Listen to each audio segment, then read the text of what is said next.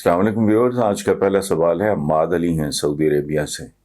وہ کہتے ہیں جی پشاور میں بلدیاتی الیکشن میں جے یو ایف نے میدان مار لیا، کیا اسٹیبلشمنٹ افغانستان حکومت سے بہتر تعلقات کی وجہ سے مولانا پہ مہربان ہوئی؟ عماد علی صاحب، میں آئی ریئلی اپریشیٹ، آپ بڑی دور کی کوڑی لائے ہیں، لیکن پھر آپ اے این پی اور باقی لوگوں کو کس خانے میں فٹ کریں گے؟ میرا نہیں خیال کہ یہ جو وجہ آپ بتا رہے ہیں، بیکاز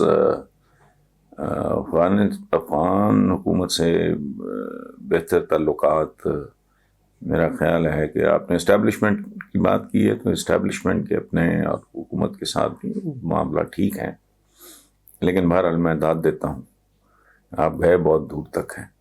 یہ سوال ہے جی جنید اکرم صاحب کا، کراچی کہ یہ رہنے والے ہیں، ہوتے ہیں سعودی عربیہ میں۔ وہ کہتے ہیں جی امام زین العابدین فرماتے ہیں کہ اتنی اذیت کربلا میں نہ ہوئی تھی جتنی اہل کوفہ کی خاموشی پر ہوئی۔ خوبصورت بات ہے، میری نظر سے گزری ہوئی۔ تو کیا ہم ایک خاموش امت ہیں؟ ہر وہ شہر کوفہ ہے جہاں ظلم پہ لوگ خاموشی اختیار کرتے ہیں۔ آپ سے میرا سوال ہے کہ علماء کرام اسلام کے نام پہ قتل و غارت کے خلاف تحریک کیوں نہیں اٹھاتے؟ کسی بھرپور تحریک کا تھا۔ اچھا، آپ اگر اس کی طرح مجھے بھی مروانا چاہتے ہیں تو میں اس کے تفصیلاً جواب دے سکتا ہوں۔ ایک بات میں آپ کو بتاؤں، یہ جو آپ نے بات کی ہے حضرت امام زین العابدین کے حوالے سے، یہ زندگی کی الٹیمیٹ ریالٹی ہے۔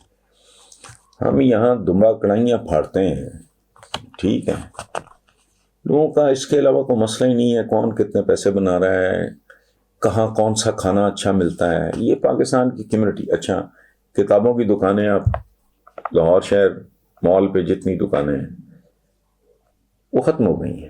کلاسک رہ گئی تھی، اس کا بھی نچلا پورشن جو ہے وہ بیکری میں تبدیل ہو گیا، کتابیں ختم ہو گئی ہیں۔ ایک محاورہ رہ گئی ہے، وہ بھی سسک رہی ہے۔ تو جن کو حرام حلال کی تمیز اٹھ جائے، کھانے اور کمانے کے علاوہ دوسرا کام کوئی نہ رہے، تو وہ خاموشی قبرستان کسی خاموشی ہوتی ہے۔ اور اس کی ایک سادہ مثال، ہندوستان میں جو کچھ ہو رہا ہے کوئی ٹھیک نہیں ہو رہا، انتہا پسندی کو بہت زیادہ شے دی جا رہی ہے، لیکن آپ ایک بات غور کریں، وہاں کے کسانوں نے مودی صاحب کو دھول چٹا دی ہے، خاک چاٹنے پہ مجبور کر دی ہے۔ کیوں؟ وہ صرف بولے ہی نہیں، انہوں نے خون بھی دیا۔ بدقسمتی ہے، اور ہمیں تو بولنے کا شعور ہی ختم ہو گیا۔ میں ٹو ٹیل یو آنیسٹلی، میرا آج کا ہے، شاید کل کا کالم ہوگا، آج کی تاریخ آپ نوٹ کر لیں، 1-2 دن کا، نیٹ پہ دیکھ لیں، تو میں نے بھی یہی رونا رویا ہے کہ سوائے ان لوگوں کے جنہیں مسلمانوں کی ذلت، حالت زار، شکست خوردگی، قسم پرسی سوٹ کرتی ہے، کن کو سوٹ کرتی ہے؟ دنیا کا گناہ گار ترین مسلمان بھی کڑتا ہوگا، جلتا ہوگا، سڑتا ہوگا، اور سوچتا ہوگا کہ کیا یہ ابد تک کیوں ہی چلتا رہے گا سلسلہ۔ اور میں نے یہ کالم کنکلوڈ کیا ہے اس جملے پہ کہ اپنا جمود توڑو، تمہارا جمود تمہارا دشمن ہے، یہود و ہنود قصہ نہیں ہے۔ اپنے آپ کو اس وقت کے ساتھ ہم آہنگ کرو۔ ہمیں تو پتہ ہی نہیں کہ یہ کس دنیا میں ہم رہ رہے ہیں۔ میں کوٹ کر کے حوالے دے کے پاگل ہو گیا ہوں۔ علی شریعتی بہت بڑے فلاسفر تھے، یہ علماء وغیرہ والی ٹرم تو میری سمجھ میں نہیں آتی، انسان کو کیا علم ہونا ہے؟ مجھے بھی نہیں پتا کہ میری پشت پہ تیل ہے یا نہیں، کوئی بتائے تو بتائے۔ میں تو اپنا بلڈ گروپ سے واقف نہیں ہوں، مجھے لیب جانا پڑتا ہے، بیماری ہو جائے مجھے ڈاکٹر جو کپڑے پہنے ہوئے ہیں اس کے لیے میں کسی کا محتاج ہوں، نہ میں کپڑا بنا سکتا ہوں نہ میں اس کو سی سکتا ہوں۔ عالم یہاں کون ہو سکتا ہے بھائی؟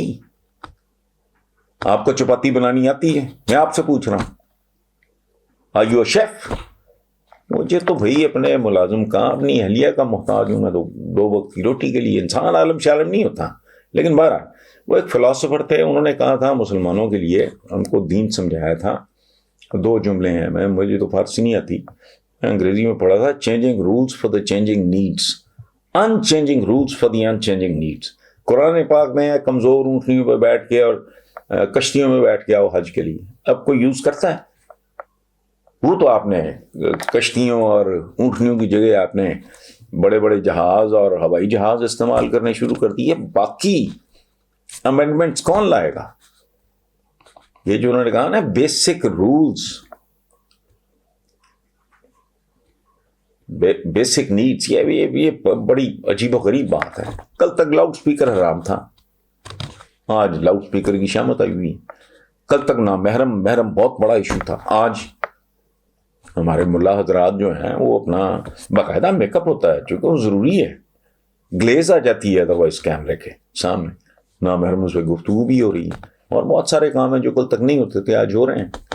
دہلی انڈیا سے ہے، بھیجنے والے سوال پوچھنے والے ہیں اویس آشو صاحب۔ وہ کہتے ہیں جی کہ میں ایک بھارتی مسلمان ہوں اور دہلی میں رہتا ہوں۔ سیالکوٹ واقعہ آپ کی نظر سے گزرا ہوگا، پوری دنیا اس وقت پاکستان پہ برہم ہے، مگر افسوس کی بات یہ کہ کشمیری مسلمانوں کے بارے میں کوئی بات نہیں کرتا، اور جو کچھ انڈیا میں مسلمانوں کے ساتھ ہو رہا ہے اس کے بارے میں بھی کسی کو کوئی پرواہ نہیں۔ کیا آج کے مسلمان صرف ذلیل و خوار ہونے کے لیے رہ گئے ہیں؟ اویس بھائی، پہلی بات تو یہ ہے کہ یہ دونوں ایک بالکل ڈفرینٹ قسم کے ایشوز ہیں۔ جو سیالکوٹ میں ہوا وہ بحیثیت انسان، بحیثیت مسلمان، بحیثیت پاکستانی انتہائی امبیرسنگ، انتہائی شرمناک واقعہ ہے، اور انفارچونیٹلی انتہا پسندی۔ دیکھیں ہمارے دین کی تعلیمات میں جو بنیادی تعلیمات اور ہدایات ہیں، بنیادی احکامات ہیں، ان میں سے ایک ہے اعتدال پسندی اور میانہ روی، یہاں تک کہ عبادت میں بھی انتہا پسندی از ناٹ الاؤڈ۔